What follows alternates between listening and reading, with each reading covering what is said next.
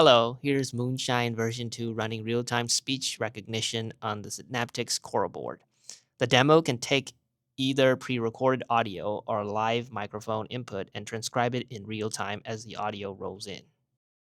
In this video, I'm going to talk about how the whole system is set up and then how the model can be divided into two components, the encoder and the decoder, and why do we even want to run these AI workloads on the Torq NPU instead of the CPU, and then walk through the full demo and some of the parameters to play with. At a high level, we can think about the model as two main components.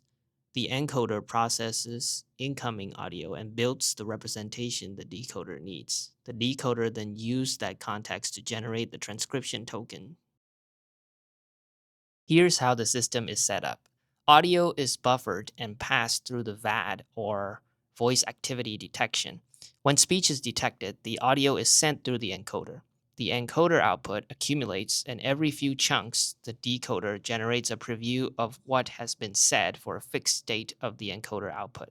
In other words, we would have to re-decode from the beginning every time we want to include a fresh new context from the encoder. In practice, however, we can do this every batch of context that has been collected, but even so, it still scales quadratically to the sequence length. To make this scale linearly, we can commit prefixes based on some heuristic, in other words, using a sliding window of decode. To run it on the NPU on the Coralboard, we can export and prepare the model for Torq.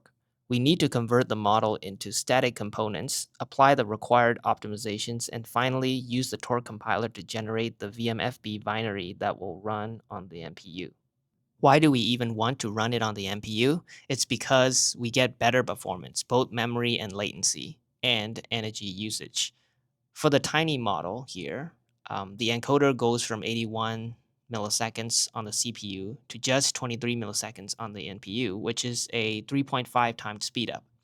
We also see similar speed ups with the decoder. The first input mode is a pre-recorded WAV file. The audio is still processed through the streaming pipeline, so the transcription appears incrementally instead of waiting for the complete audio to finish. The second mode is live microphone input.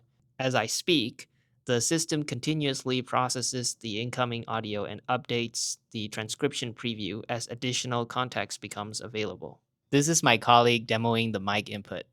Hello, this is the Moonshine streaming demo.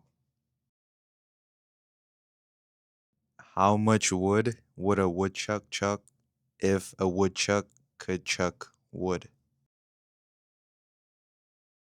A woodchuck would chuck all the wood if a woodchuck could chuck wood. There are several parameters that can be adjusted depending on the environment. VAD silence controls how much silence is required before the system treats the current utterance as complete.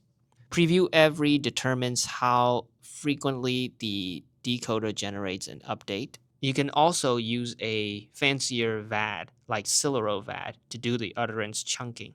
This gives us a complete real-time speech recognition pipeline running on board the SL2610 series, with the Moonshine version 2 model accelerated by the Torq NPU. For the complete implementation, model export pipeline, and demo walkthroughs, visit the Synaptics AI Developer Zone.